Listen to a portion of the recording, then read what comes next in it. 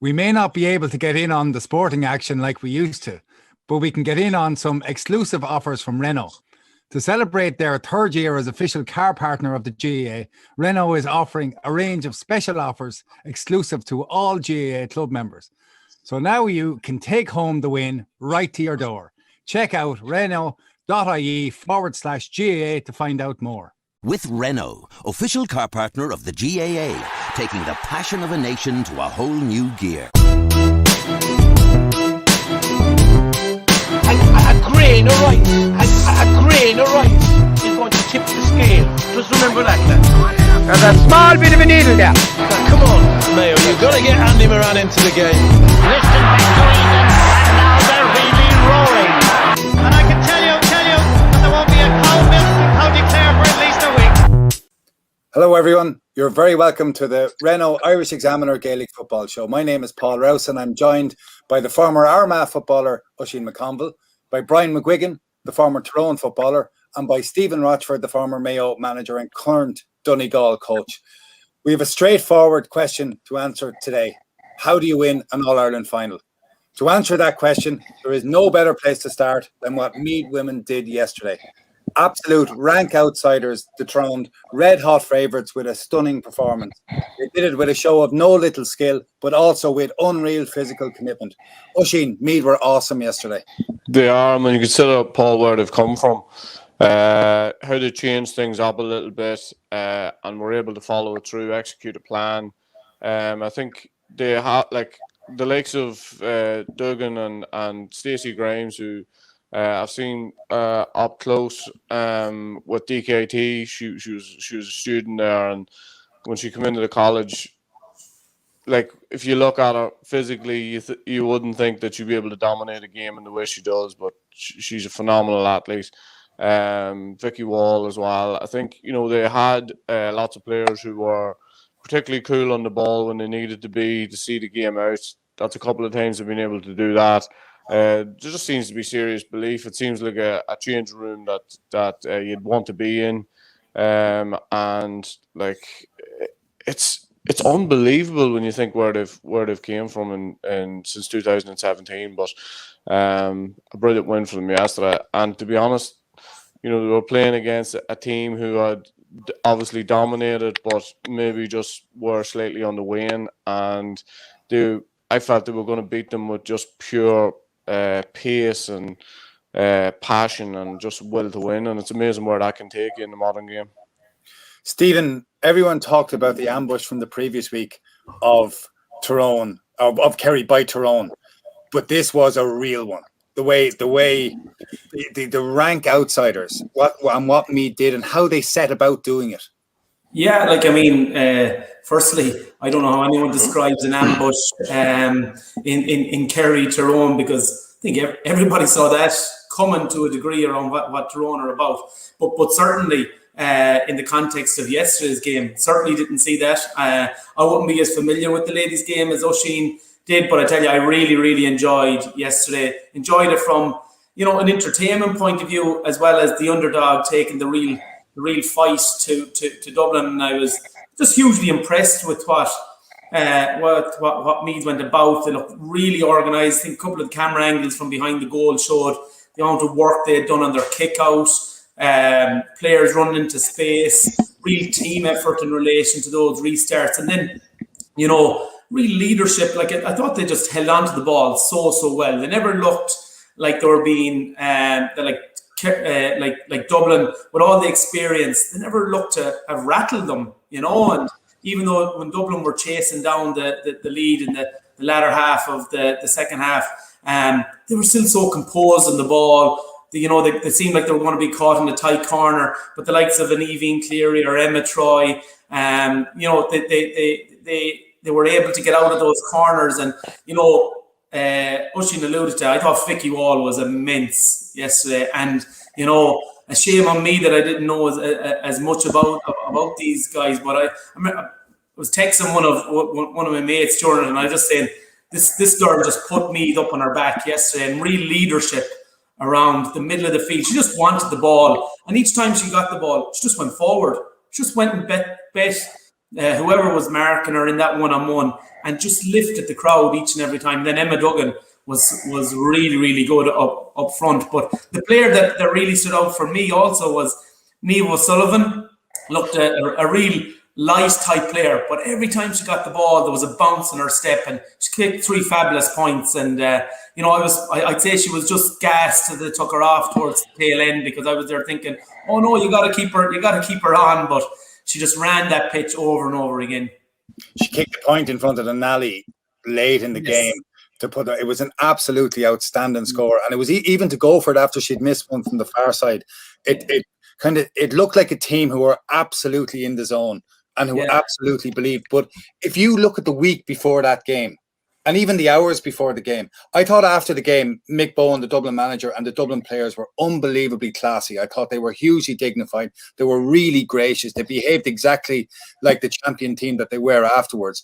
But I thought in the week before the game, it was almost as if they couldn't quite conceive of losing in how they went about it. How do you feel about that, Stephen? Yeah, well, Dublin had all the stars. That's the reality, and maybe no more than the men's team. Found it hard. They probably just found. I think Oisín, the night of the after the game, said about the weight of the medals in the pockets, and maybe it was hard for them to not get distracted by the talk of 5 in a row. And it does. It is difficult to keep that. That sense of focus, and Meath, Meath had come from where they were the intermediate champions last year. They weren't going to.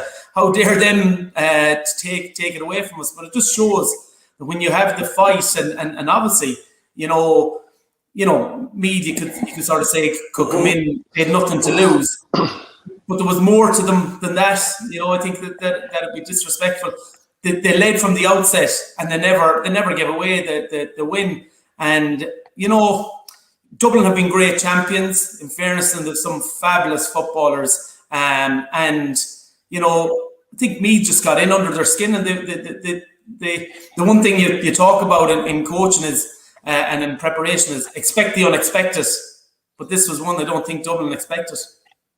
And that's it. It's a reminder, Oisín, that the wheel always turns in sport. That it just felt like it. Just as the game went along, the reality was dawning on Dublin that this team they were playing were a coming force and right in front of their eyes.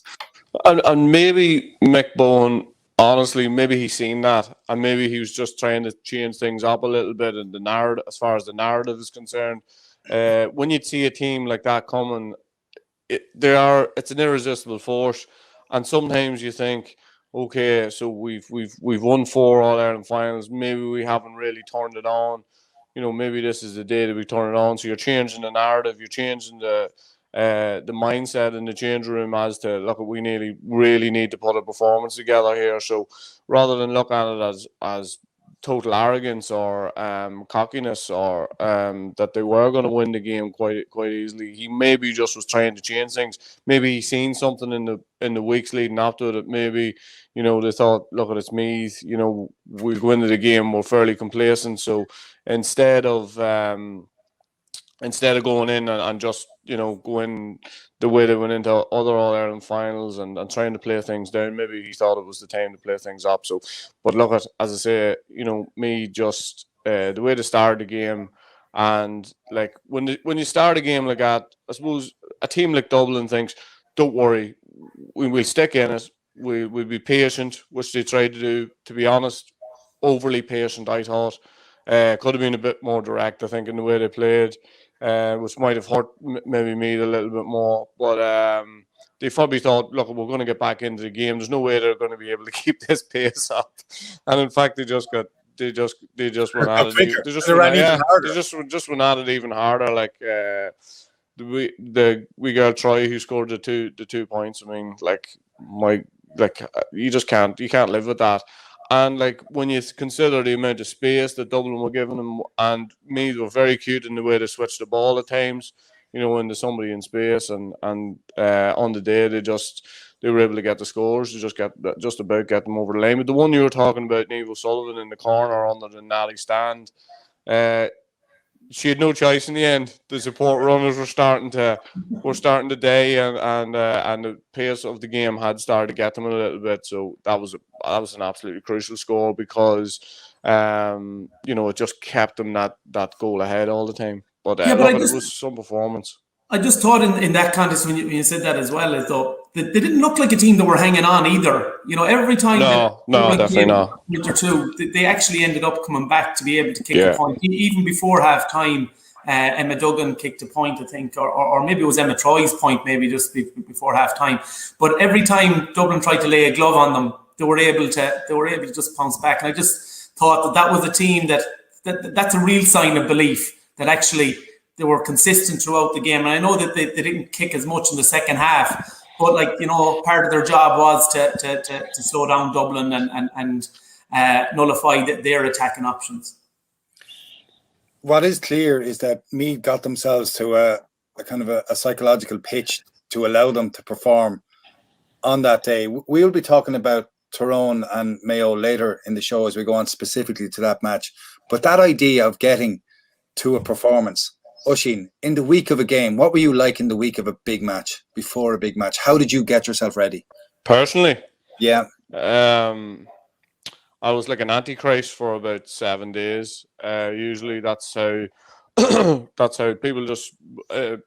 people who knew me, like the family members and that, would completely avoid me the week of a match because you just couldn't look at me.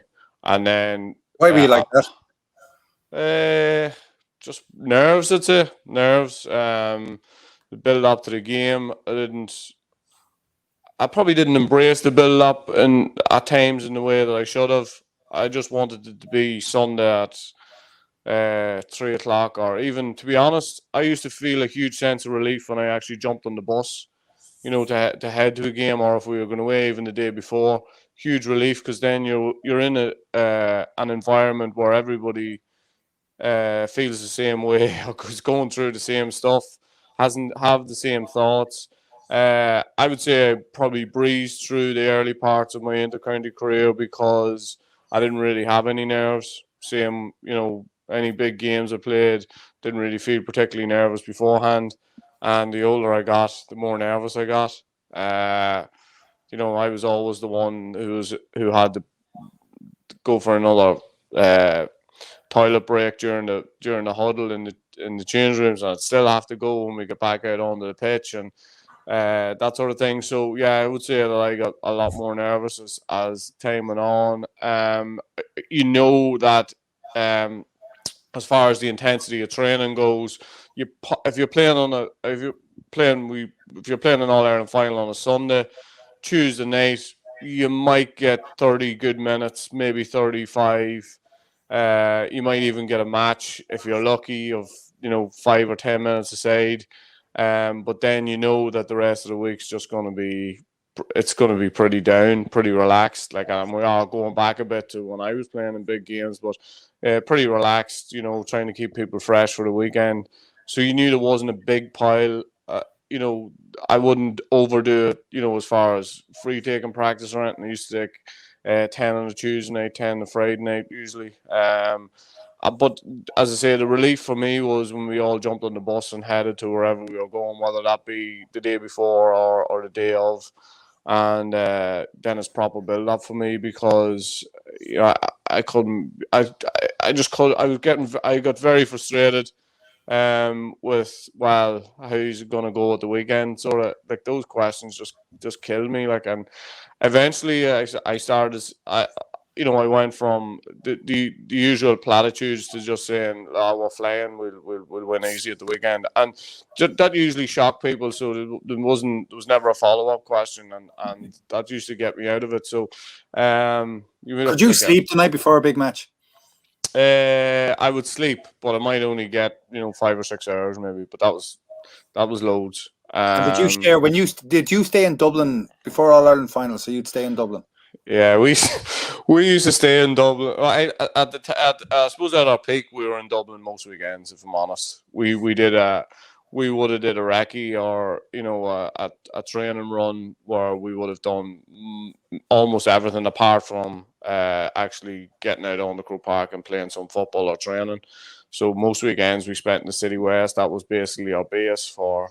It was probably our base for definitely 3 or 4 years anyway. And as I say, I think at one stage we could have been in the City West 4 or 5 weekends in a row. So like, you know, we were very attuned to what was happening, and we had like you knew exactly where everything was happening. Meetings, you know, we used to have mass the morning games, all that sort of thing. I suppose it's slightly different at the morning of an All-Ireland final, because like you've got a lot of supporters hanging around. Do you know what I mean? And in the hotel, like, yeah, and like, you know, myself and Stevie used to nip down for a bit of early breakfast. even McConnell. Rather than Did you share a room together? No, we used to meet at the breakfast buffet while the other maybe at 8 o'clock, because maybe our breakfast wasn't until 9:30 or that, but it just wouldn't have been exactly what me and Stevie wanted to eat. So there mightn't have been some of the stuff there. Like John McCluskey was with us, and he wouldn't even let us have butter, and that just killed me at that time. I couldn't handle not having butter. But yeah, so a lot of boys used to have their own little routine. A lot of boys, you know, might go to the gym the day before a game, pool. You know, I didn't do any of that. But yeah, like once I get away from home, you know, for the actual match, you know, things started to settle down a bit, and then after that, I would say I was fairly calm going into the games, and I enjoyed the change room because there's so many different characters. We had the two Macs who would book like to go, like if we were there an hour and a half before the game, an hour and 40 minutes, they'd sleep for at least a half an hour of that, sprawled out over the change room somewhere, and Geezer and McGuigan, boys like that could be taking the door off the hinges. So that was just the different characters that you had. The training area in Under Crow Park, the warm up area, like we would have boys who would go in there and literally kick football for 40 minutes beforehand, and just all, as I say, I enjoyed the change rooms because there was so much happening. There was so many different characters, and not everybody's, but the prep, it's unbelievable when you look around the change room and you realize the difference between some people's preparation for what essentially they're going to do. Everybody's going out to do the exact same thing, and people get themselves ready in different ways. But as I say, once I get into the change room, it was a very comfortable place to be, and I enjoyed it. But the older I got, the more nervous I got. Stephen, that thing of players being different in the dressing room or different in the week before the game, different on the bus, how do you cope with that? Well, I think, you know, you want different characters and you need different personalities there. I think for my experience is that was that, you know, where Oisín is talking about, you know, going to City West, and it became their second home type thing. When I was involved with Mayo, they had a lot of familiarity with Crow Park. I think, you know, we were always trying to get to hotels that wouldn't have allowed us to have any supporters away. So probably different times insofar as, you know, you want fellas to have their space, but at the same time, you know, they take great comfort in each other. So the same fellas that have the same places on the bus, and they'd have the same guys that they'd be rooming with. They'd have their same corner of the dressing room. And so I think there was always comfort for them in familiarity. So different guys did different things, but you know, there was at the same time there was nothing there that sort of would have been something that would have given us any concern anyway. You know, fellas were well experienced to I suppose sleeping away from home, going to Crow Park, that environment. So that wasn't typically a concern for us back in those days. You can see yesterday that the Meath players grew into the game, right? They absolutely grew into the game as it went along. Did you look at a player on All Ireland final day and think that they were actually shrinking into themselves on the day? Did you look at it from early in the day and see there's a problem here and there, or even in the course of the dressing room or then in the match? Did that ever strike you? No. I when you do say that, Paul, I remember whatever way it is with us. I remember nearly the last 5 minutes before we used to leave the hotel. So we used to stay in my time there in the St. Helens, the Radisson St. Helens in just off Stillorgan dual carriageway. Very fine breakfast there as well, by the way, Oisín, if you're bear that in mind. We used to allow them low-fat butter.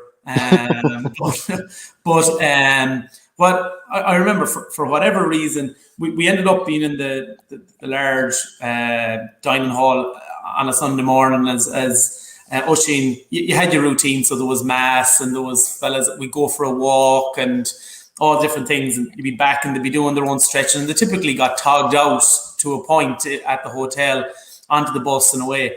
But you found yourself, maybe going to the comfort of the other selectors or then saying, well, what do you think? How do you see their mood in? And typically, we're good, or there was a wink, or there was something. So you always were sort of taking comfort with what other people were seeing. And typically the S&C and the physio guys would always give you a good sense of where fellas were, because they got a bit more, I used the word intimate, or a bit more close on, hands-on work with them in that sort of 12 or 24-hour period beforehand. So they gave you a good sense whether somebody was, what sort of form they were in. But I have to say, and thankfully, it again, maybe it was the experience and the routine of the group were well used to it, that typically didn't see fellas sort of, stepping. They actually stepped forward for those occasions, and thankfully they did. What's it like on the bus to Croke Park for a big day? So I know Mayo fans are famously restrained as you pass through the streets. What is it? Well, what's it like coming in from Stillorgan? You've left Stillorgan, you're on the bus, and you're going to Croke Park. Like, what are you feeling? Yeah, well, I think you always take a little bit of humour from what are the guards on the motorbikes doing, how they're weaving in behind, and you're sort of at once, oh Christ, well, if there was nearly an accident, or there might have been, there is that sort of element. It is very quiet, no doubt. There's a lot of guys listening to maybe a podcast or a bit of music. There wouldn't typically be music on the bus now. In ours, guys would be more on their own individual stuff. But I know coming into Drumcondra, and when things had slowed down a lot more, and you saw fans and spectators in that gathering, you did sort of sit up a bit higher in the chair, and I don't know, whatever way your chest seemed to beam out another little bit. But I was saying this to somebody a few weeks ago, that those little, in games, there was some great moments and some hard moments as well. But I'll always have memories of us driving into Drumcondra, and just as the ways you come into the back of the Cusick there, that sort of little road gets very tight. And, I've memories of seeing Mayo supporters, people from home, people you mightn't have seen for 10, 15 years. It might be somebody that was in your class in school or whatever with a Mayo jersey going into the game, and you sort of got a real sense of pride to sort of say, we're here with our own, or we're here representing our own. And they were nice. But thankfully we hadn't anybody trying to. It wasn't a Galatasaray, or it wasn't a Liverpool Everton type fiasco with anyone jumping onto the bus or anything like that. And what about the Dublin fans? When Dublin fans see your bus going by, what was the reaction? Yeah, do you know what? Not as much going to games, but Christ above, they were loud when we were coming away after All Ireland finals. That was sure. There'd been numbers outside some of the pubs on the way, they weren't. And actually, in fairness, I remember in one or two places they actually were pretty gracious in some places, sort of clapping, but there was. Yeah, you'd rather have seen their head in their hands than them clapping it. Oisín, No, the bus journey in we used to have a bit of crack because we just like boys, like we all sat in the same seats, so we had the same crack. We probably had the same crack as we had the last day, but it seems particularly funny that, and as Stephen says, there's plenty going on in the streets and that, so you're able to have a look. I remember actually going into Clonus one day, and there was somebody who was, let's just say, quite inebriated in front of the bus, and we kept beeping the train, getting him out of the way. And when he turned around, it was a guy who would go on and play for Armagh for about 15 years, but he just happened to be in the road that day, and he was on the bus the following year. I know that, but the thing about the bus journey in the road is that I suppose we used to use Al Pacino's speech, so we used to use that from maybe 5 minutes from Croke Park, so it was just ending as we were more or less getting off the bus. The Game of Inches speech. Yeah, so you remember it? Yeah, I can remember it. Yeah, I couldn't recite it to you, but I can remember. I can remember it because it meant, like, I know now. Probably I don't know if teams are using that sort of stuff, but at the time it meant a lot to us because there was more meaning behind it. In one of the occasions, the boys, Hugh Campbell and Des Jennings, were sports psychologists, and they had got our family members to recite one line of it, and that probably made it feel a bit more ours than just any other sort of speech.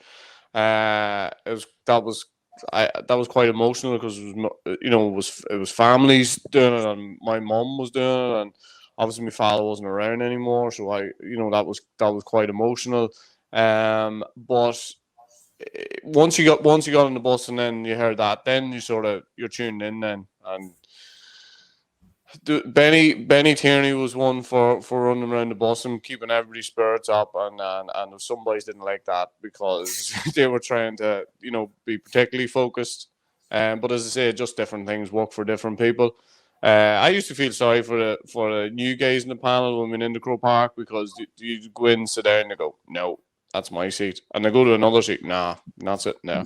And so they all used to end up in the one corner of the changing room. In fact, they used to stand in the middle with their bags until all the other positions had been taken up, because I don't know what you guys were like, but when I changed in Cross, I changed in the same place for 23 years, and nobody was for moving me, and it wasn't even a great seat, but it was my seat, and that was it. So the same thing in Croke Park. By the time you get in there, you get your seat, you're comfortable, with your surroundings. I would never be able to tell, because the change rooms are obviously so alike. I would never be able to tell, was that change room we were in the last time, or we were in a different change room. So I was never sure until we actually come out and run, whether you turn left or you turn right, So, but it was just a very comfortable. As I say, it's very comfortable to be in those surroundings, and the bus was different for everybody. A lot of guys, as time went on, to be honest, a lot of guys listened to music. Had the earphones in and very much doing their own thing. But I enjoyed the crack. There was four of us. It was myself, Benny Tierney, Stephen McDonald, and Kevin McGuigan, and we used to sit. We had two. That's actually a school teacher's nightmare. Benny was a school teacher, believe it or not, or is a school teacher. He's actually a principal now. But anyhow, and we used to sit two facing two, so we used to enjoy the crack and that, And to be honest, that used to get you switched off for that half hour, which I think was completely necessary, especially when you felt about games in the end the way I did about them. Did you ever walk out there? When you made it out onto the field, it's either in the warm up or after the warm up, or did you ever just feel, I'm not right today. I'm not ready for this, or this just doesn't feel good? Yeah, most days after about 4 minutes, you go, wow, have I ever trained before? Why am I absolutely out on my feet after 4 minutes? And it wouldn't matter that's the exact same thing that happened to you the last time, and yet you get yourself into the game and you're flying, and you feel as if you could play for 120 minutes. But yeah, I think that's the year that a lot of players will find that very early on in the game, is that, you know, they find it takes them a little bit of time to get their second wind. A lot of players probably find that now in the warm-up, because the warm-ups are probably a lot more nuanced than they once were, and you're probably getting to the pitch of it maybe a little bit quicker. Our warm-ups tended to be fairly relaxed, and we didn't have a lot of teams. Most teams, in fact, played the game beforehand. Some teams like to go 2 games, so whether it be, I don't know, 8v8 or whatever it is, but we never did that. As I say, our warm-up was quite relaxed, and even the last 5 minutes of it was the defenders and the goalkeeper in behind the goals, which in fairness is still done, but probably not to the extent that we would have liked to do it. And when you're a free taker, I used to like to get 3 or 4 in beforehand on my own terms and my own time and that. So, like, you know, you could dip in and out of what we were doing, maybe, you know. Stephen, I know you were a very fine and successful footballer in your own right, but I do want to talk to you about the management side of things. And what is the earliest in a big game you've made a substitution?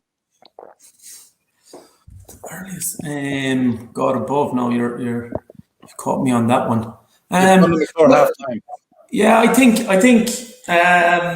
we had to. Well, not. It was one that was put on us. Well, obviously, 2016 replay. We had to. Lee Keegan had got a black card, and we could replace the black card. Stephen Cohen came in. So that happened, I think, about 20-25 minutes, you know, into the game. Thankfully, we haven't. My own. From the top of my head, I can't remember us having to sort of dip into one before half time. No, so, but even in those, you know, when you're talking about preparation, that typically we would have had a sort of a bit of a checklist around the what ifs. So if he gets injured, or who's covering the half back line, or what does that mean for a matchup, or all that. So it was typically it'd be a run to sort of say, right, he's coming off, and right, these are the 2 candidates. What does that matchup look like in the context of maybe the way the game is going? But no, haven't had to make any of those calls. Any of the controversial ones were done really before the game.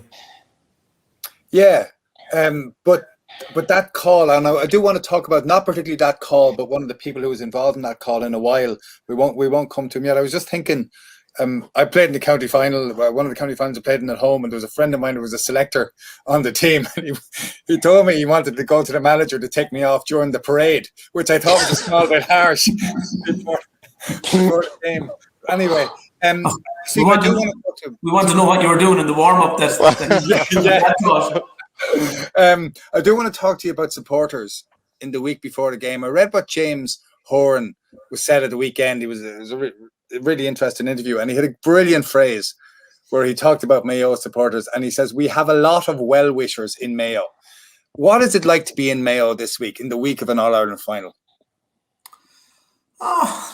You know, I think there's what I found, and maybe it's from my own experience, that it hasn't been as crazy as it has been. Like I can sort of go back and think from 96 on, and how the place was getting, you know, over the course of the next 10 or 12 years, when we were in probably the finals up to 06, you know, things were just becoming more daft as the time went on, and from sheep being painted, or cars being coloured, or houses being painted, or, you know, and then there was always the sort of the fundraising events, or the up for the match type events, and they'd all been. I think then, you know, things have sort of changed, and training sessions and that now are all behind closed doors. I remember back in 96, like the Mayo team used to train in our home pitch in Crossmolina on the Sunday before all their championship games, and like it was, geez, this was like Christmas coming to young guys. You'd be over, you'd be watching, be it the Lee McHale's or the Kieran Max, obviously the James Nallans, all these guys, and it was a great opportunity to see what was happening and who was going well. But then, I think as time has gone on, and we've been in a number of finals, obviously, over the last decade. It goes seesaw from. I remember back probably in 2012 when we felt like that we were the favourites, maybe, or we had a real chance against Donegal. Things are a little bit giddy. Then to play in Kerry and Dublin over the course, you're definitely more the underdog, and things are a lot more settled. But there is a quiet confidence. But I don't think anybody genuinely is thinking that we have this in the bag. There's a lot more. There's a lot more of experience of the hurt to sort of temper the majority people's feelings and that. And people, I think, have cautious optimism at the moment. Is that how you describe the mood in Mayo? I do, yeah. Like I think there's a lot of belief that that there's enough quality in the group. There's a good blend of the experience and sort of that youth, sort of that youthful exuberance, that pace that they bring. What's the best team that you put out as manager? Which before which game would you say which is the best performance? Which is the best team that you put on the field? I think the 2017 All-Ireland final was probably the best, the best performance that we got. Even though, like the performance maybe in the Kerry All-Ireland semi-final, the replay, I thought it was a very controlled performance. It looked like winning it, but I think on you probably measured them off the very, very big day, and I think that Dublin team were coming to its peak at that time. And so I think 2017 was probably the best balanced team that we had, and the best performance that we got out of that group. Do you think that this Mayo team that is going to take the field next weekend is better than that 2017 team? I think that doesn't really matter, Paul, to be honest. It's always, again, it's no matter than when you were going back to maybe talking about Mick Bohan's comments about getting that big performance. It's about getting the win, like what does it matter how good you were versus the teams of the past? Are Tyrone as good as the teams that are in 2003, 5 and 8? I don't think so either. But this game on its own merits counts for just the two teams next Saturday evening. So I think there's I know that myself, when Cillian O'Connor got hurt at the start of the summer, I found it hard to sort of see that the team was going to be on the doorstep of an All-Ireland win. But in fairness to the Tommy Conroys, the Ryan O'Donoghues, the Kevin McLaughlins, those guys have stood up, and they've been performing consistently. They've had moments whereby they've come down, but consistently they've finished strong, and that's a credit to that group. Do you think they'll win? I do. I genuinely believe that they'll win.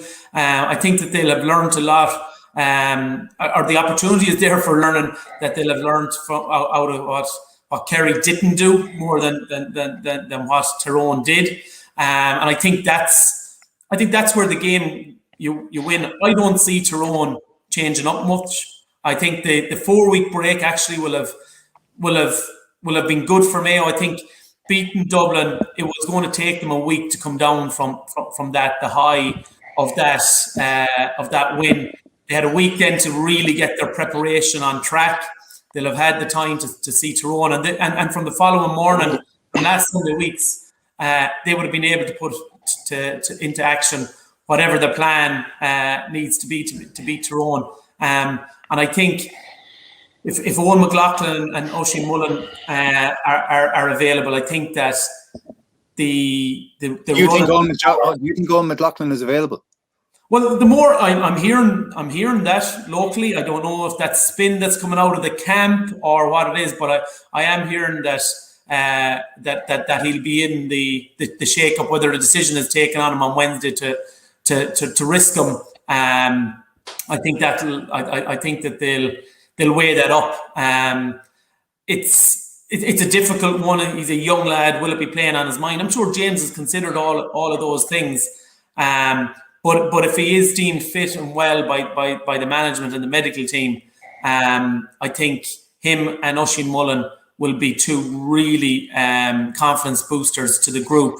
But they also have the qualities, I think. But their raw athleticism and pace and that, they're the actual things that actually can hurt Tyrone. Because if you're going to ask it to leave it to Lee Keegan and Paddy Durkin to start punching those holes, I think Tyrone will be waiting for them. That would be the fear. Oisín? Yeah, I totally agree with that. Look at if Full McLaughlin is fit, that's a massive one. His second half against Galway was exceptional. Just even the balls that he didn't get on, just getting up that wing, pulling players out of the way, and that's exactly the template you need against Tyrone. You need to get players ahead of the ball. Yes, you need to get players behind the ball, when they're attacking and all that. But when you're attacking, Mayo are best at attacking when they attack at pace. They're not brilliant being patient, lads. We've seen that in the first half against Galway and the first half against Dublin. But there's going to be times where, that's exactly what they're going to need to do. And they're going to have to be better at minding the ball than Kerrywell. And I think the thing about Mayo is that they've seen a lot of this stuff before. They've had to break down one of the greatest teams who've ever played the game. They've managed to do that over the years on a consistent basis. It's amazing to turn around the players. Like, I'm just looking even at last year's All-Ireland final team. We're possibly talking 4, if not 5, changes from that team, which doesn't sound a lot, but it's a 30-year team, in the matter of 9 months. But I just think the players that have come in have added what Mayo needed, and that is that extra little bit of energy. I think with Kennedy in the middle of the field, I think, Aidan O'Shea could realistically, you could afford to play him there. I think it was Keith Higgins maybe said that last week, but I would agree with that there's an opportunity maybe to play Aidan O'Shea in that area, try and get him to turn over the ball. And that's, if you turn the ball over against Tyrone, all it comes down to then is just good decision making in the top half of the field. And I think that's an area that Mayo definitely have improved on in the last couple of games. But yeah, I think the McLaughlin one, Oisín Mullen, just because I think if they play him, they may play him on McKenna, and if they play him on McKenna, that gets him further out the field and up the field. We've seen the first half of the All-Ireland final last year. He had Conor O'Callaghan on the back foot for the most of it. And I think, he can add significantly to that drive going forward and that extra bit of pace. So, but then again, I don't know whether it's because of the hair, but I get the impression that O'Hora and Oisín Mullen are similar type footballers, but I probably haven't.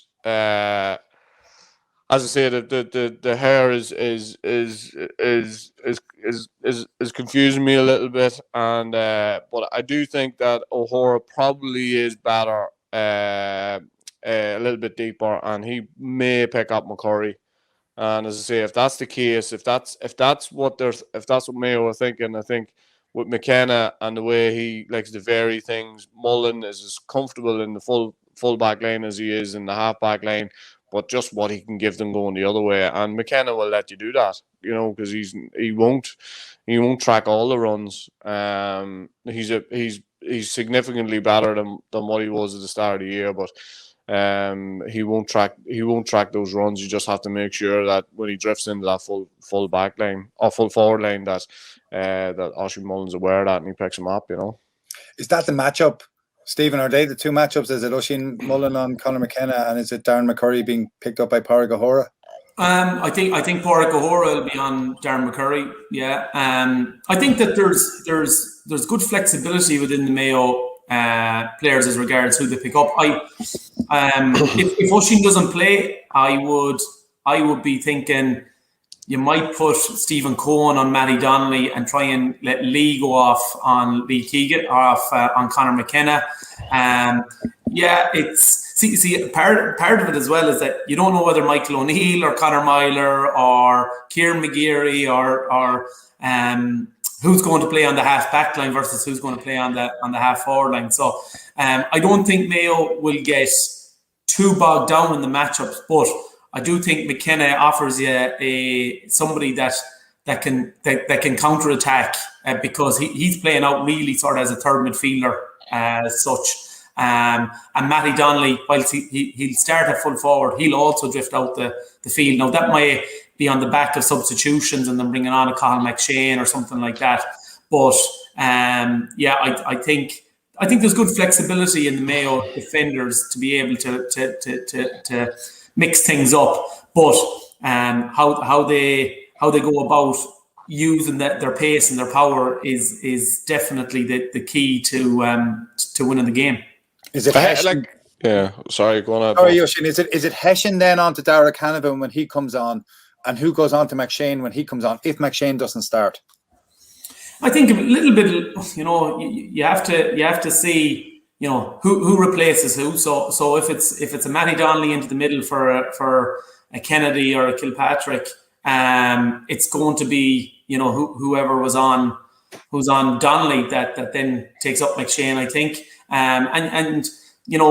The obvious typical ones have been Oisín or Lee to mark those people close to goal. But Stephen Cohen has marked Michael Murphy close to goal. He's marked Jim McConnelly close to goal. He's marked Con O'Callaghan Kieran Kilkenny in the past. So I don't think that will be a major issue. The Darren McCurry and Dara Canavan on the field will be one that they need to be mindful. Enda Hessian has played on the half back line and he came on in the half forwards up until half time in the game against Dublin. So that will be one that they'll certainly have to have considered for. I think there's a chance Conor McKenna won't start. I think there's a chance that they'll go with Colin McShane and go for it early and try and get ahead and try and suck Mayo onto them. At the other end, what are the matchups at the other end? I think Aidan O'Shea will play full forward, so who'll pick him? Well, if he plays full forward, McNamee. I think McNamee will mark him no matter where, unless he actually plays at midfield. In other words, he'll be there for the throw up, but he has to sort of remain there. That'll put, I suppose, a bit of thinking towards Brian Dooher and Logan to how they sort of shape the full back line in that case. Like, who's going to play a full forward then, obviously, is the next question then for Mayo. Is it going to be a Conor Loftus? Is it going to be, are they going to play Darren McHale in there and sort of look to run the defence around the place? That is part of the answer, but don't know if it'll be that or a Diarmuid O'Connor or who. Or who will... is this one of those games where the matchups are not quite... It's not like Tyrone Kerry, or it's not like Mayo Dublin, in that getting the specific matchups in the full forward line isn't really the defining thing here. The defining thing here is going to be the middle eight players on both teams going up and down and who can actually break it. Well, for me, the matchups will become crucial if Mayo don't have Oisín Mullen and McLaughlin available. In other words, they're the threats that Tyrone will have identified will obviously be much smaller. And I think the key matchup will be who will Conor Myler then mark, because he has now become the key sacrificial lamb to just wipe out. And I've seen him. I remember back, as far as 2018, we played Kildare in a league game above in Newbridge, and Kevin McLaughlin was electric. He was linking defence to attack. He was a scoring threat. Played Tyrone the following week. Conor Myler moves onto him, and Kevin can't literally get a breath, never mind the ball, for the game. So I would anticipate that you will see Myler going on to Paddy Durcan. Certainly, if the if the McLaughlin, like that's where McLaughlin and Mullen now becomes much more important than their defensive duties. It's going to ask different questions around what Tyrone like to do in those scenarios. And if so, then PD Hart will go on to Kevin McLaughlin. Is that right? Yeah, I think so. Yeah, I think from my experience versus Tyrone in the championship, Donegal, he was on a defensive job on Niall O'Donnell, who had a super game the week before against Derry, and you know, I think in fairness to Dooher and Logan, they have readjusted, I suppose, what Peter Hart's role is in the team. He is actually he's not an attacking wing back with sort of this license, right? Like, he is doing a defensive job, but he's also now getting the blend right to get forward, and he scored in each of the 4 championship games.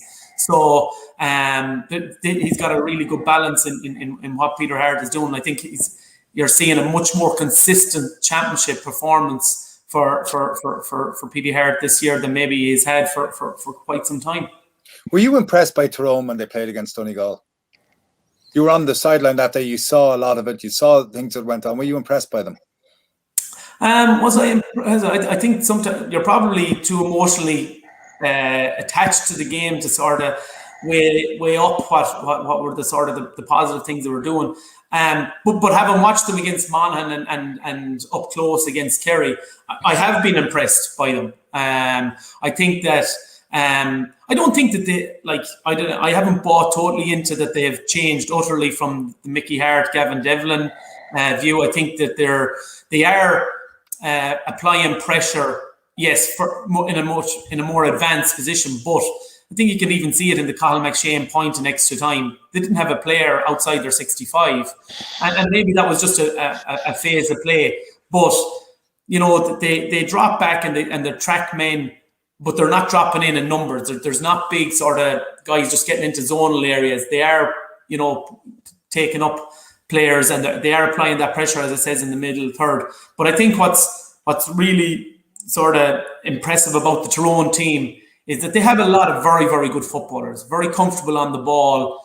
Even when you think you've got them into a tight position, you know, they're able to get out of it. Good guys on the ball, good decision makers.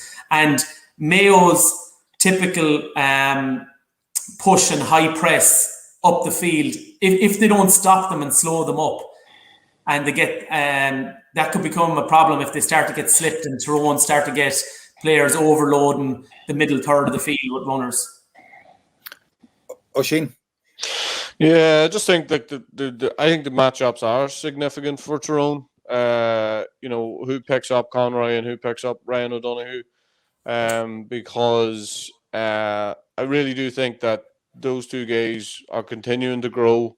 I don't think that has been stunted in any way. I think Tommy Conroy would look back on his last day's performance and think, well, actually, a lot of people would look back on his last day's performance and think it wasn't good enough. But I have to give him great credit because he just stuck in. And then when his couple of opportunities came, he was able to nail them. Conditioning-wise, you know, like, he'll keep going. And I think that's when you can hurt Tyrone, is, you know, when they start to wane a little bit. O'Donoghue, I like him because he takes a few chances, and they're gonna come off at some stage for him. So I think, you know, they're big calls. You know, who picks up him? Probably Hampsey, I would imagine, will get Conroy. And as far as O'Donoghue is concerned, that's an interesting one. That could be Michael O'Neill or McKiernan.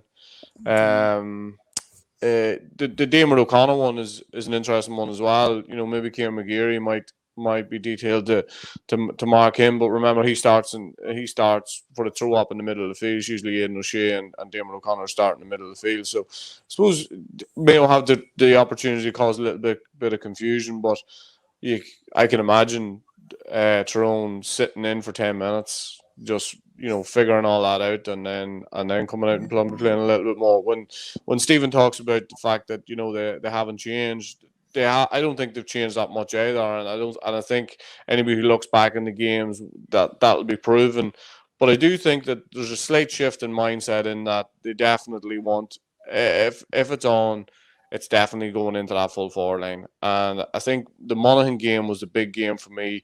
First 2 balls they put it in on top of Matty Donnelly. They got 1 point off it, and it keeps the team honest as well. You know, in the fact that that's the first thing in your head, and that's something that you're willing to think about. And when you're planning for them, you have to plan for that as well. So, like, they haven't changed dramatically, but like the last day, you could even say that they reverted back to more tape than they've ever done. But I do think that the players they have seem more comfortable playing counter-attacking football and making better decisions than the opposition will make for the majority of the game. I mean, like, fair to say, you know, Kerry got a fair roasting, like, for losing the game the last day by a point.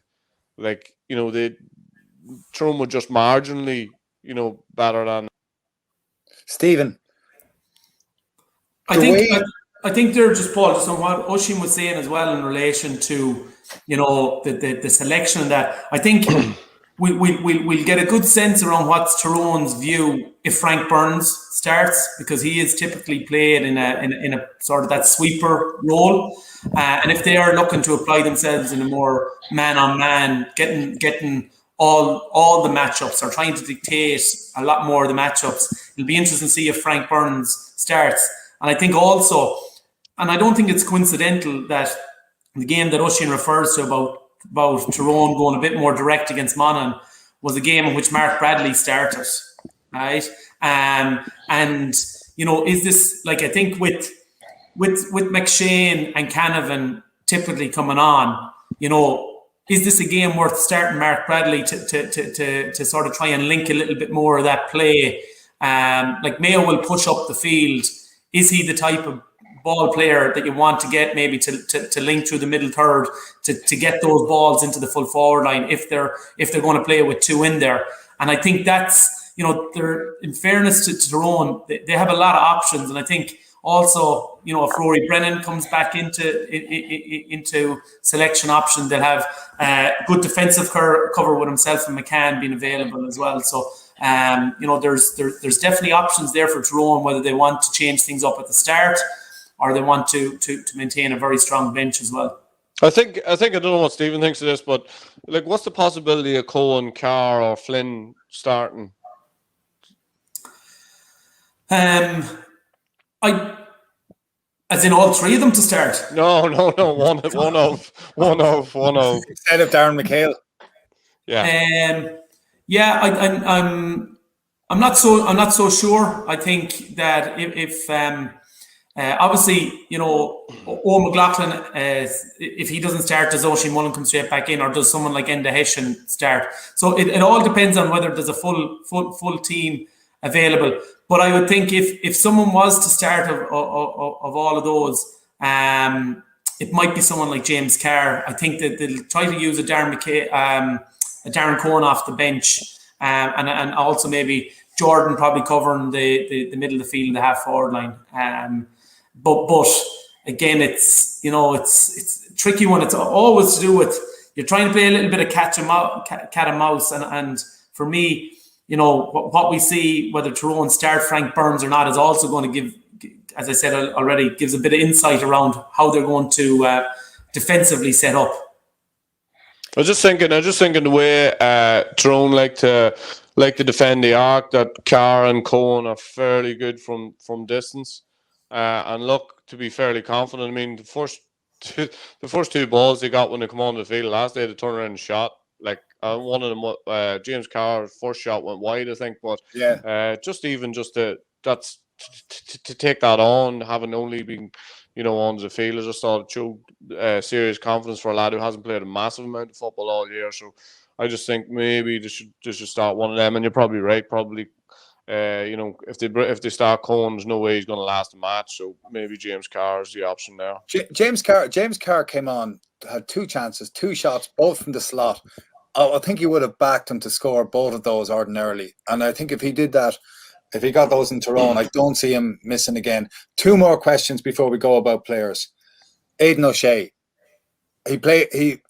there's an opportunity if you played him at full forward to do things. I know this is not a popular view, but I think he was very close. I know he played poorly against Dublin. He was very close to having 4 points in 38 minutes. Yeah, so we told you that the last day.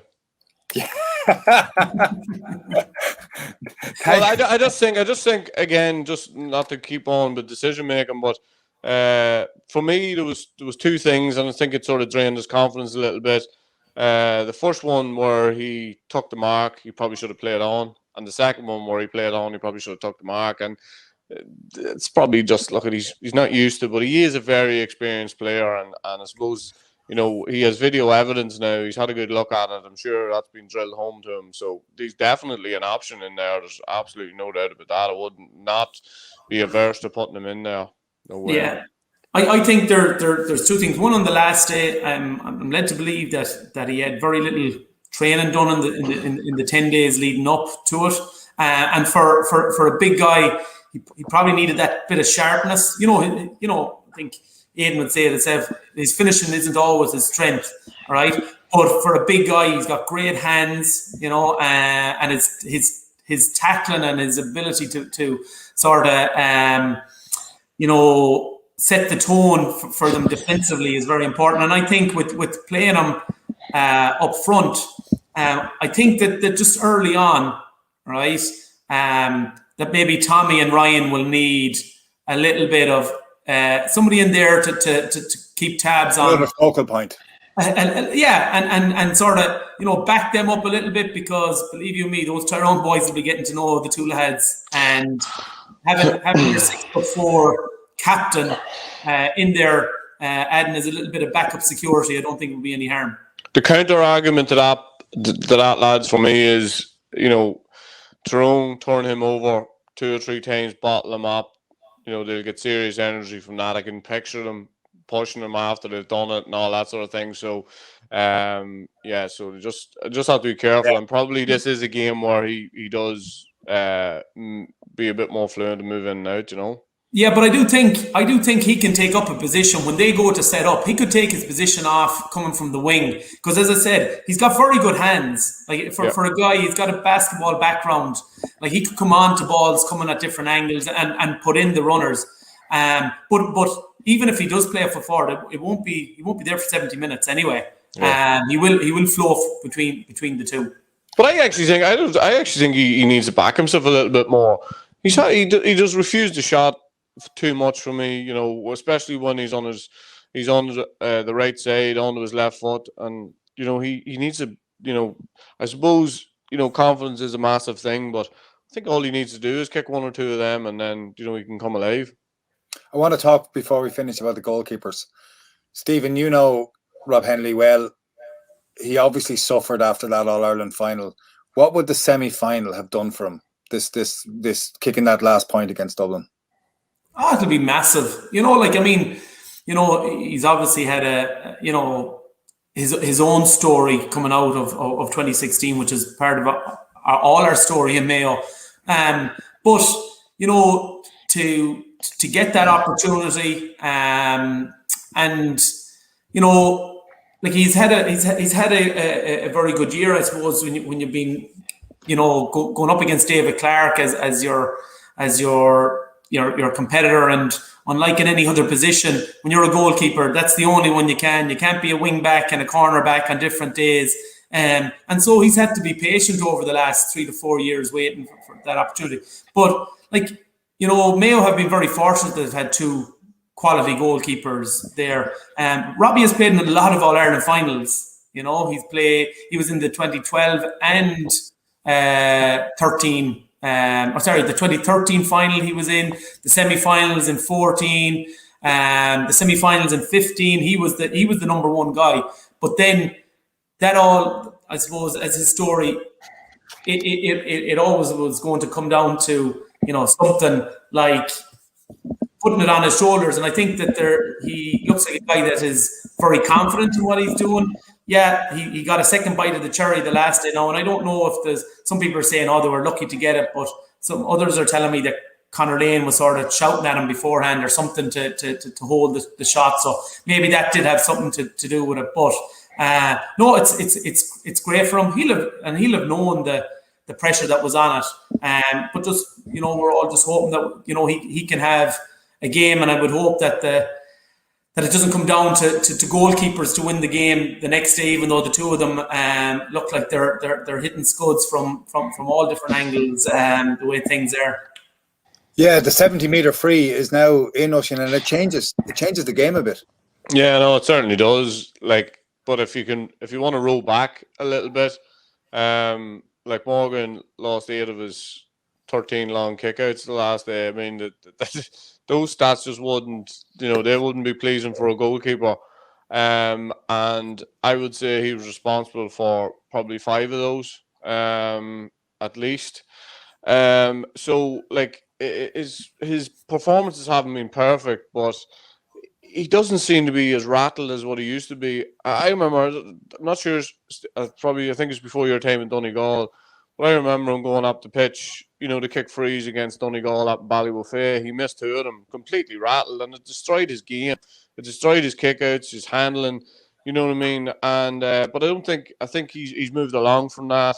But certainly, to come up and kick that 70-meter free, and when you consider, Tyrone won the game by a point, it is an unbelievable kick, but he has that in his locker. And I think when the ball always travels a little bit further whenever it's All-Ireland semi-finals or finals, because you just feel as if you can kick it over the stand, I suppose. And that's the way it looked for me the last day. And even though, as I say, his long kickouts didn't work for him, he didn't really look particularly perturbed by any of it, didn't look rattled. He just was determined to get on with it. So I think the biggest thing for Mayo is that, if Rob Henley is not a story after this game, I think that would be a good thing for Mayo, in that he's just doing his thing.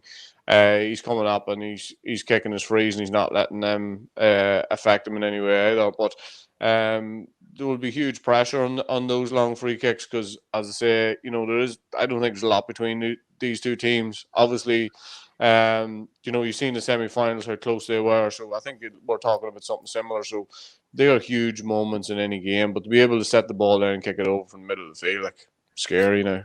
I do think that the free taking is important. As much as people talk about Tyrone the last day and their discipline and their tackle and everything, they still conceded 9 scoreable frees. Now, granted that David Clifford and Sean O'Shea are some of the 2 best practitioners in free taking. At the same time, that'll be something that I'm sure Tyrone will have focused on, that they don't give Mayo sort of oxygen to keep the scoreboard ticking. At the same time, just on Niall Morgan and those kickouts, I think there was a bit of a plan there that they weren't going to go short. They had learned from Killarney that 3 out of those 6 goals that they conceded in Killarney were off kickouts, and by hook or by crook, they were not given Kerry that opportunity. And I think what they'll be really disappointed is that they didn't win any of the breaks. For a team that were so ravenous for that scrappy ball inside their own 45, they didn't get to the pitch of the breaking ball, which I think again is something that they'll have worked on.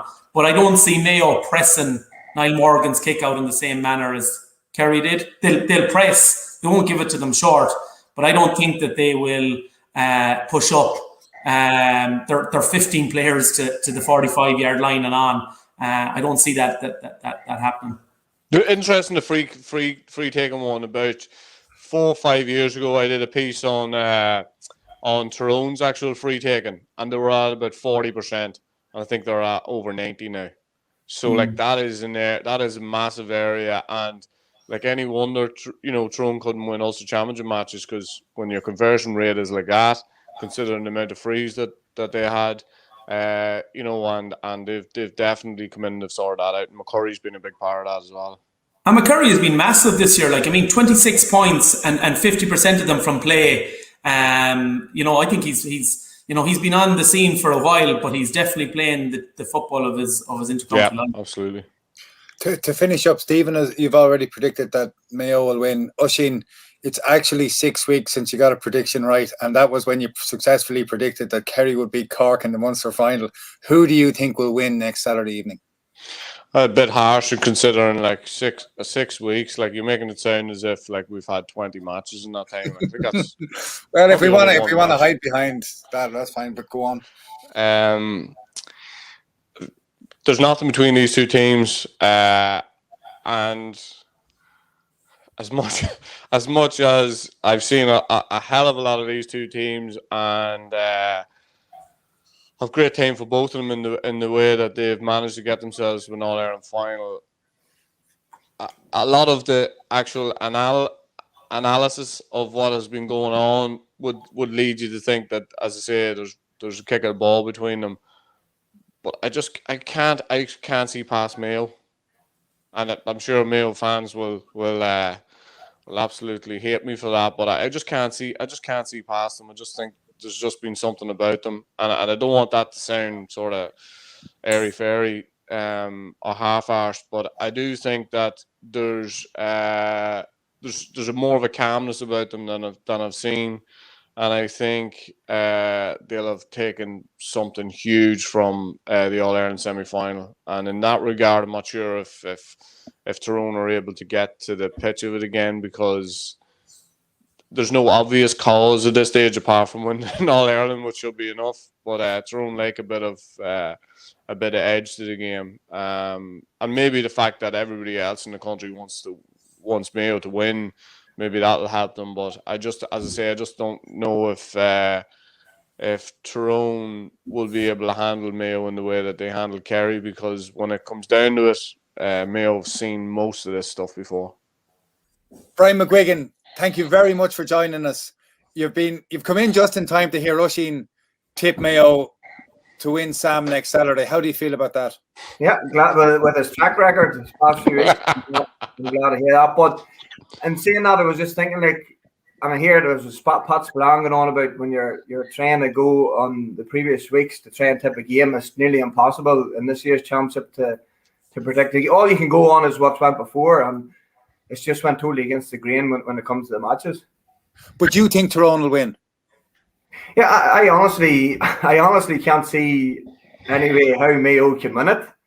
I just think that Tyrone's form on the vibes around the county is great. And the weird thing, kind of like going back to 2018, I think everybody, supporters, was going down to Dublin in hope more than anything. I think they knew that we're coming up against a machine in the Dublin team. Whereas this year, you can feel it's definitely different coming up to the match where we really believe we can win this. And the surprising thing about the Tyrone camp at the minute is, like, usually when you're in the middle of the championship, you usually hear stories coming out of camp, how people are going in-house matches and that. Like, with the whole COVID thing, like, you weren't hearing on what was going on. And people are asking you who has COVID, who is this, and who is that. I be talking to a couple of lads that's in the panel from Arbo, like, and they weren't giving away nothing. Like, there was nothing coming out of the camp at all. So I'm sure that's coming from the management team. And how do you think they'll win it? What will be the key thing that will win the game for them? Well, I just believe, like we're talking about how much experience and hurt that Mayo have after losing finals, but most of, like, looking back on the 2018 final, most of those lads in the own panel were there, so they've experienced the hurt too.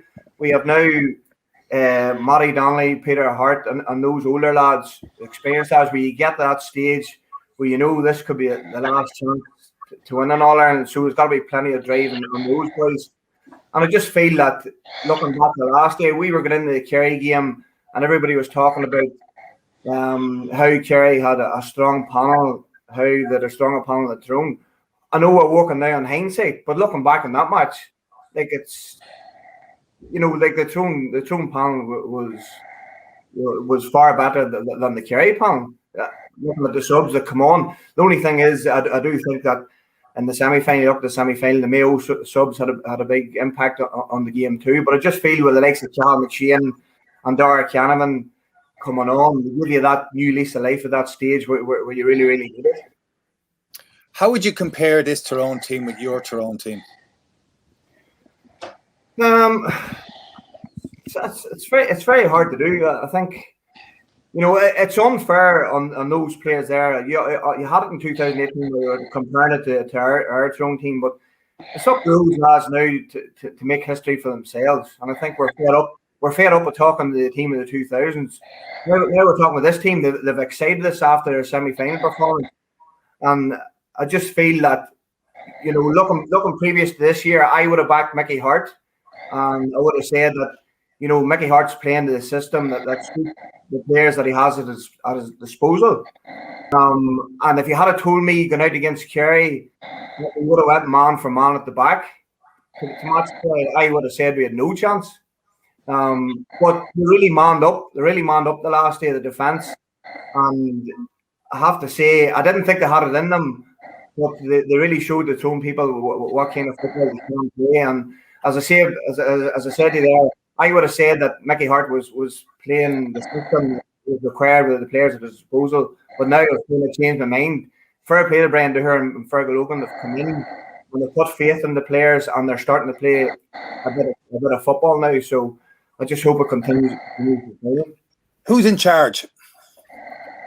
I do think it is a joint effort.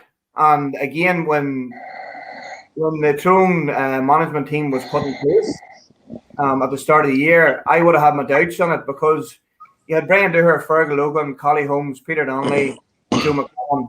They're all big characters in the changing room. Sometimes that doesn't work. The thing that worked for us at that time was Mickey Hart had 2 or 3 men around him, but at the end of the day, Mickey Hart had the final say on what was happening, what team was picked, what we were playing. He was the boss.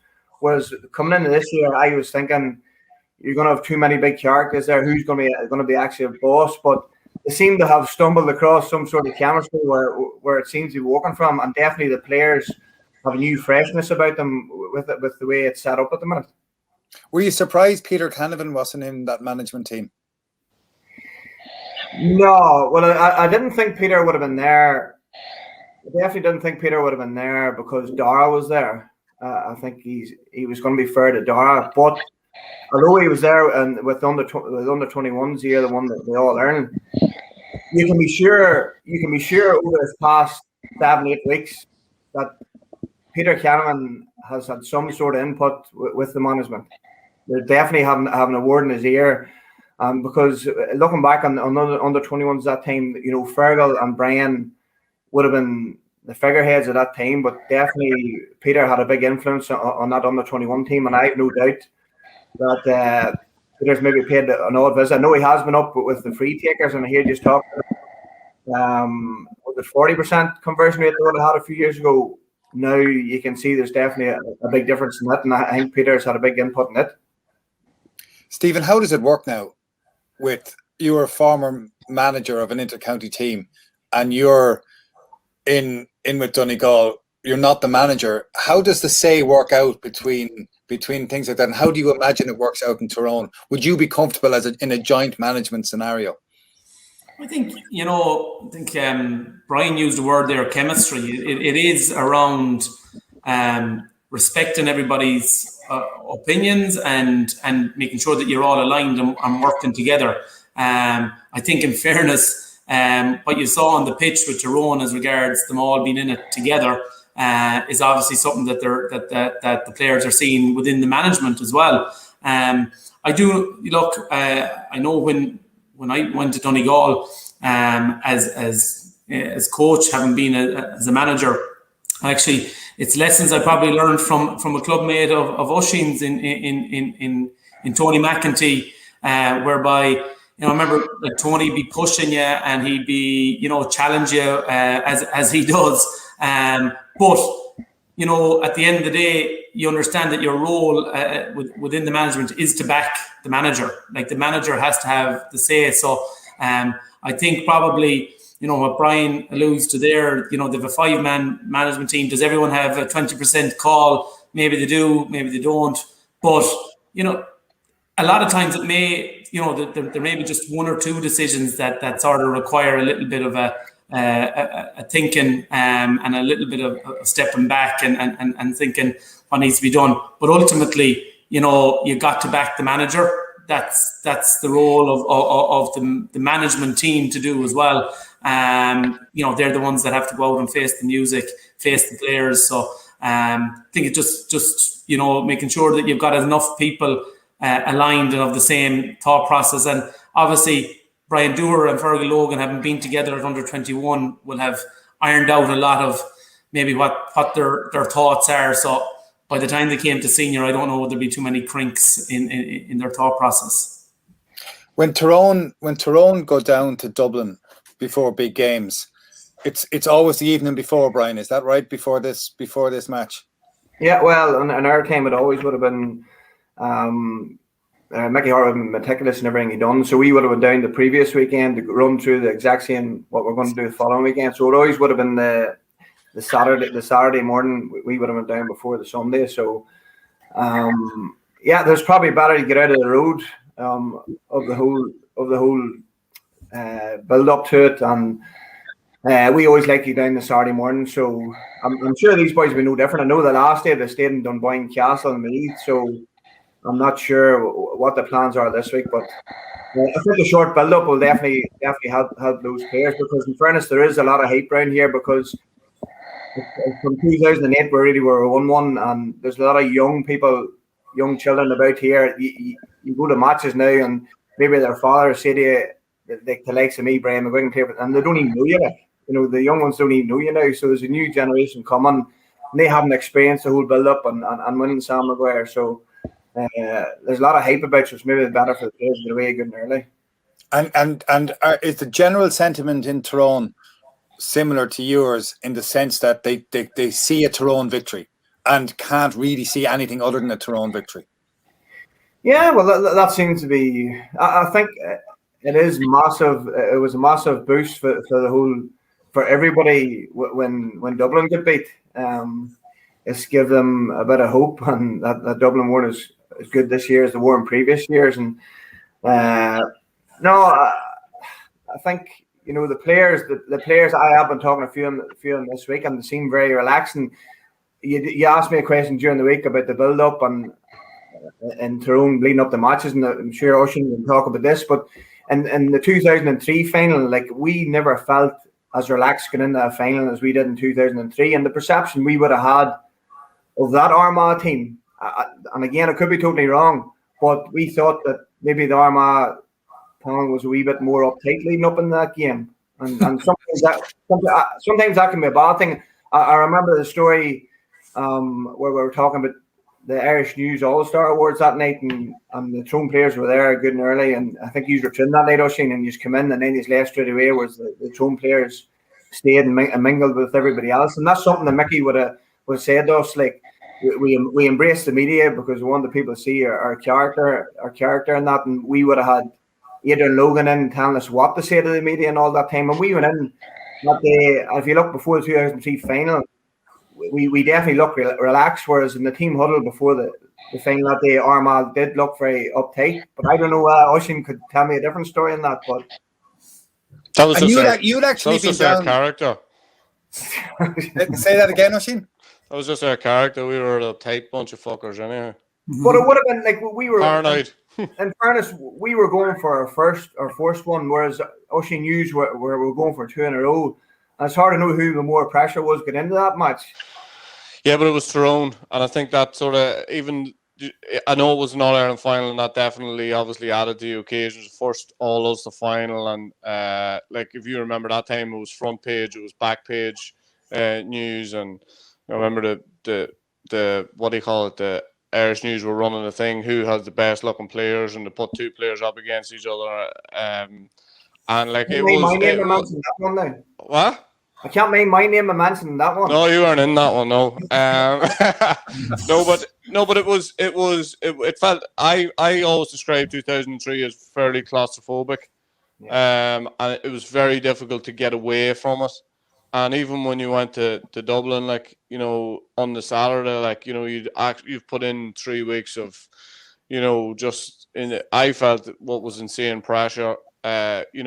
You add in the ticket situation and all that, like, it was, the whole thing was mental, and maybe we hadn't managed it in the way that we should have. We didn't probably have the same we maybe let things drift a little bit as opposed to the year before, because maybe we were trying to, be more relaxed, and maybe the fact that we were putting an effort into being more relaxed, we ended up more uptight, But Brian, you had actually gone to that 2002 final to shout for Armagh. Is that right?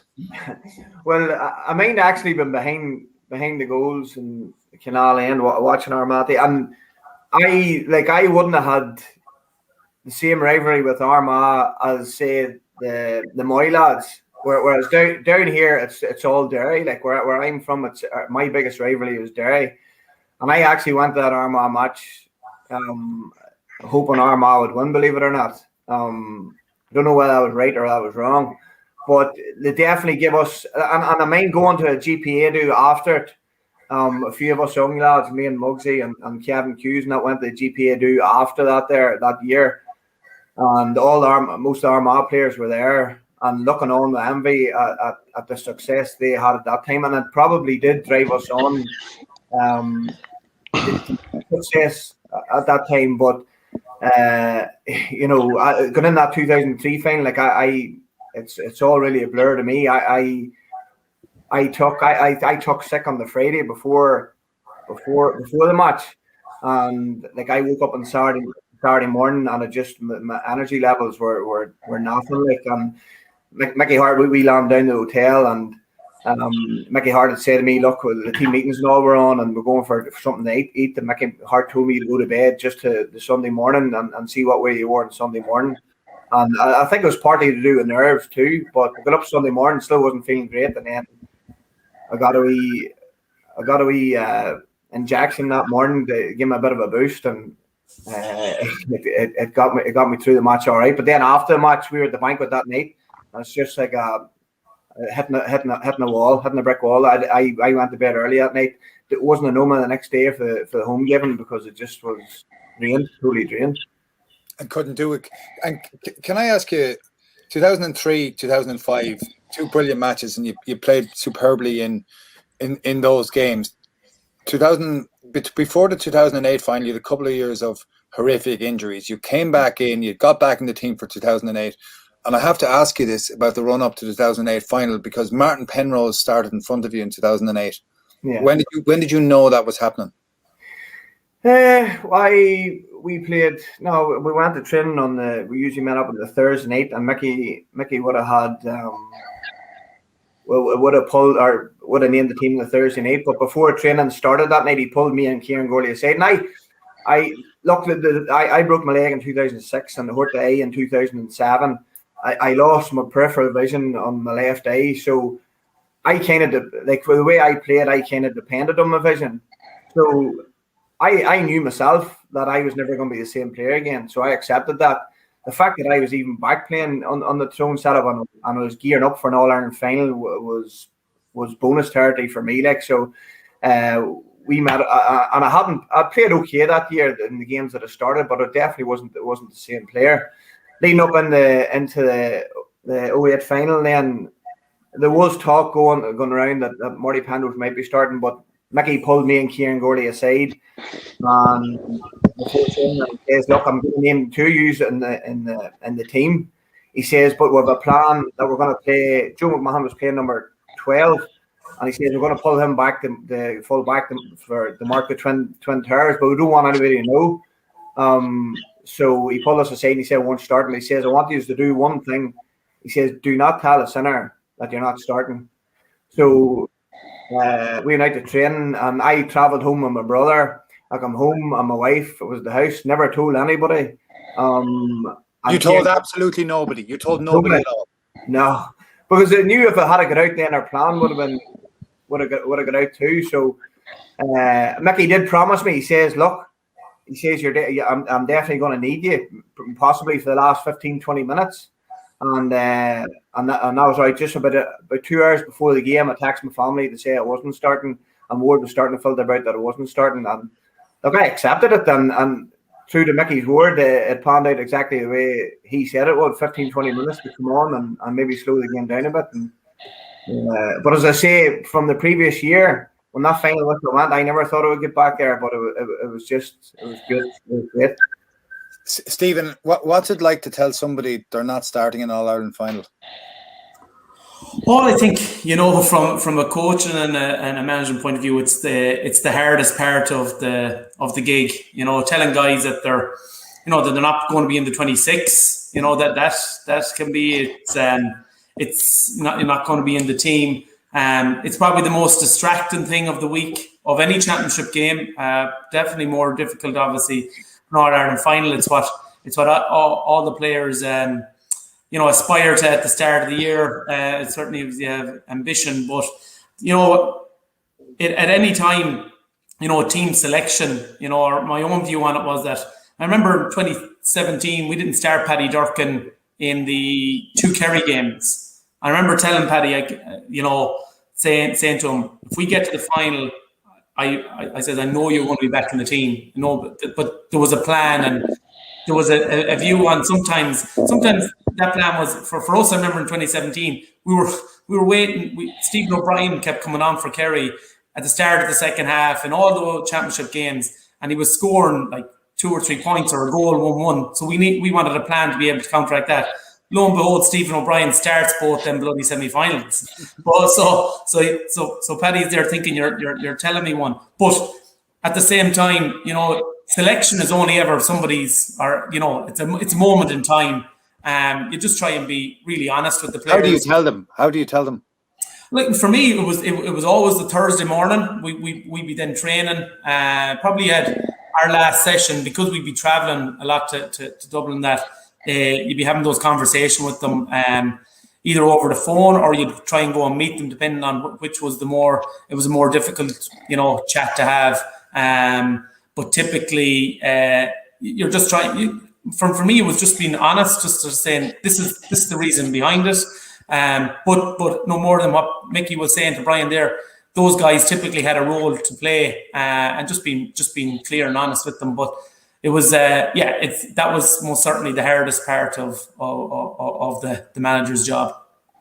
Thank you very much for your time today, Stephen. I know you have to head away, and hopefully we'll talk to you again soon. Brian, I want to ask you: is there a real edge between Tyrone and Mayo?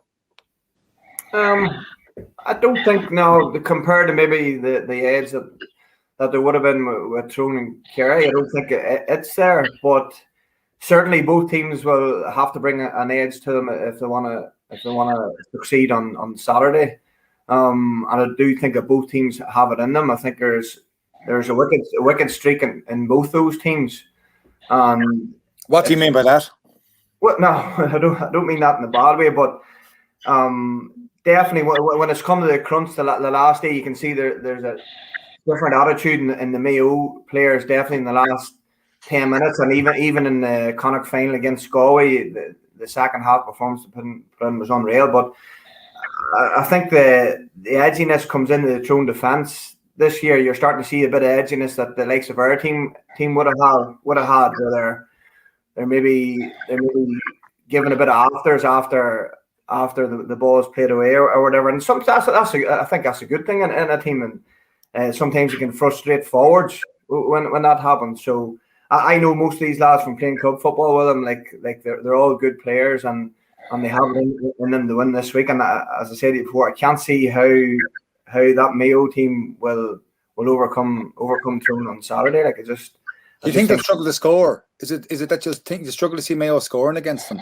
Well, yes. Well, looking back on the Dublin game, I think after 62 minutes, Dublin were still winning that game by 4 or 5 points, and you could see no other way how Mayo was going to win that game. I also think that if Tyrone get themselves in a winning situation, that they will see out the game. Something that in big games we haven't been doing this past few years. If you look at the Kerry game in extra time, and all credit to Kerry, the game looked dead and buried when Tyrone went 5 points in front in extra time. With 6 minutes plus another minute additional time in extra time, Kerry had got it back down to a point from 5 points down, and looked as if Kerry were going to get over the line. But Tyrone, when they got the ball, they held on to the ball well and defended and won. And that's something that was from down in the last 2 or 3 minutes where you're up at a point, you have to keep the ball. All those Tyrone players are very comfortable on the ball. So, Oisín, that's kind of the complete opposite of how you see it. And it's a persuasive case he makes. No, it is. The only thing, the last day, like Tyrone, like they didn't mind the ball as well as what you maybe thought they did. I mean, they give the ball away 27 times, which wouldn't really be Tyrone like. And I feel as if Mayo will bring an extra physicality, an extra edge. Brian's talking about the edge that Tyrone have. Mayo have an edge as well, especially defensively. When we talked about in the lead up to the Kerry game, we said there wasn't enough rugged defenders, maybe is the best way to put it. And that proved to be the case. Mayo have them in abundance. They have Keegan, they have O'Hara, they have Mullen. They have Cohen who can do a job, Dorkin as well. So it just means that I think a lot of it will be based on, who makes the better decisions just in that final third. Because there is going to be a lot of patience required, as in the build-up play, to break down both defences. You would look at it one side and you think, well, Mayo are going to find it very difficult to break down that Tyrone defence, the amount of bodies you get back. I think it's quite similar at the top end of the field. I think, Mayo have certainly looked better in defence this year. You look at the way they played second half against Dublin, what they concede, 2 points in 40, 50, 60 minutes. That's, I suppose that's the only thing I'd say is that Brian's argument is definitely concrete, but on the flip side of that, like Mayo just aren't going to let them, play the football that they played the last day. And remember, they still only beat Kerry by a point. And I think that the thing about Mayo is that different players have stepped up all year. I think they can get a lot from the middle of the field. I think both Loftus and Rowan can cause a lot of problems. I think Oisín Mullen coming back in will cause problems. Paddy Dorkin, O'Connor, who probably hasn't had the year that he's had in the past. He's still working hard. And it comes down to then O'Donoghue and Conroy. I think on the opposite end of the field, the best argument I can give for Tyrone is I think McCurry is playing out of skin. I think that he won't be happy with the last day, even though he had a serious impact on the game. But it was fits and starts. Otherwise, he was quite well marked. So I do think that. I do think, as I said, like there's damn all between the teams. Energy, who brings the most energy will have a serious part to play in it. And if both teams bring the intensity, I mean, like we're talking about records as far as turning the ball over. The ball was turned over 72 times the last day, 70 the game before. We could be heading for the hundreds with these two teams because a lot of their game is built around that. It's more enjoyable, though, isn't it? Oh yeah, absolutely. I mean, take the last two games that we've had over what we've had in the past. I mean, it's a no-brainer. Yeah, I agree that his argument on if you look at the Mayo defence compared to the Kerry defence, like it's head and shoulders above the Kerry defence. And I actually thought that the Kerry defence done decent on the Tyrone forwards. Looking at McCurry, yes, Oisín said he done a job, but he was still quiet. Tom O'Sullivan thought got the better of him definitely earlier on. McKenna was quiet enough, bar the 2 goals, so he still contributed. But then you look and like Tom O'Sullivan or sorry, the Mayo men, Keegan and O'Hara and Mullen, they're doing a good job. Maybe Dara Canavan and Cathal McShane coming on. So my only worry for Tyrone would maybe be in midfield, where I think Ruan and if it's Dermot O'Connor are very mobile and they can hurt you going forward. Kennedy and Kilpatrick are just looking to try and get us a stranglehold in the middle of the field. And I went away after the last day at the match thinking that they weren't overly impressive, but looking back and watching it again, they still Kilpatrick went through a lot of work, and Kennedy caught a couple of big kickouts, which were at vital stage. But I think the most interesting thing might be, you could have a Laura Corbett situation in the hurling that time where you could have Mailer and Kieran McGeary who could be given jobs of marking Mayo players because they're good man markers. And then you have Mayo who are thinking we have to man mark McGeary and Mailer. So you could have a Tyrone man chasing a Mayo man, the Mayo man chasing the Tyrone man, because really McGeary and Mailer are so important the way this Tyrone team play. It's interesting though, finals are different. You can be having a great year and then it unpeels in the final, and the key person comes out of left field. And somebody out of left field could even be Aidan O'Shea, who hasn't, people's questioning whether Aidan O'Shea should be starting or not. But I think it's Aidan O'Shea has to start because it's what Aidan O'Shea gives to you when he goes back. I think whenever the tide's going against Mayo, Aidan O'Shea can put in a big hit. He can do a good tackle. So he is a big personality for that team, and I think he has to be starting. Yes, and that's where we're going to leave it with a huge match to look forward to next weekend. Brian, thank you very, very much for joining us today. Thank you to Larry Ryan for running the podcast, to Raf Rocket, to Tony Lean, to Reno, to everyone at Examiner Sport. Huge thanks to Oisín, as I say, to Brian, and also to Stephen Rochford. We'll be back soon. We may not be able to get in on the sporting action like we used to, but we can get in on some exclusive offers from Renault. To celebrate their third year as official car partner of the GAA, Renault is offering a range of special offers exclusive to all GAA club members. So now you can take home the win right to your door. Check out renault.ie/GAA to find out more. With Renault, official car partner of the GAA, taking the passion of a nation to a whole new gear. A grain of rice, a grain of rice is going to tip the scale. Just remember that, lad. There's a small bit of a needle there. Come on, Mayo, you've got to get Andy Moran into the game. Listen, McGuigan.